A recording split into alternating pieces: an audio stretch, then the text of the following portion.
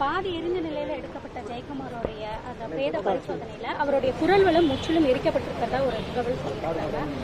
இது எந்த அளவுக்கு இது மரணம் அப்படிங்கறத தாண்டி இப்ப கொலை அப்படிங்கிற ஒரு வழக்குல தான் வந்து காவல்துறை விசாரிக்கிறது. இதை எப்படி பாக்குறீங்க? இல்ல, தமிழ்நாடு காவல்துறை ஸ்காட்லாந்து காவல்துறைக்கு நிகராக பேசக்கூடிய காவல்துறை சரியான பாதையில் விசாரணை சென்று கொண்டு இருக்கிறது.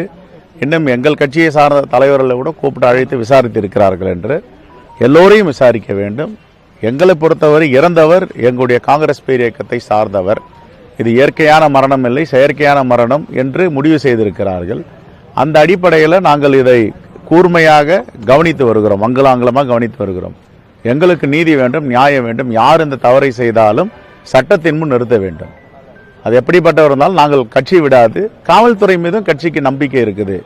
அவர்கள் சரியான பாதையில் சென்று கொண்டு இருக்க இன்று கூட ஒரு தனிப்படை 7 தனிப்படை ஏற்கனவே அமைத்து விசாரித்திருக்கிறார்கள். இன்று ஒரு தனிப்படை அமைத்திருக்கிறார்கள். காங்கிரஸ் கட்சி சார்பாக அமைக்கப்பட்டிருக்கக்கூடிய அந்த குழுவில் யாரெல்லாம் இடம்பெறுவாங்க சார்? முக்கியமான இல்லை, எங்களுடைய நேற்றுக்கு நடந்த கூட்டத்தில் எங்களுடைய ஃபார்மர் டிஎன்சிசி பிரசிடென்ட் மேனாள் தலைவர்கள்லாம் கலந்து பேசியிருக்கோம். நேற்றுக்கு இந்த சம்பவம் வந்து அவருடைய வீட்டுக்கும் அந்த சம்பவம் நடந்த இடத்துக்கும் ஒரு 350 மீட்டர் தூரம் அப்படிங்கறது சொல்றாங்க.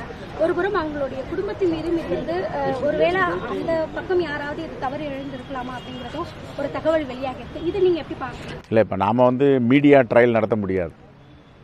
காவல்துறை சொல்லணும் என்ன நடந்தது, நீதிமன்றம் தீர்ப்பு கொடுக்கணும். அதனால் நம்ம இப்போ இதில் போயிட்டு வாதம் பண்ணுறதுல எந்தவித அர்த்தமே கிடையாது.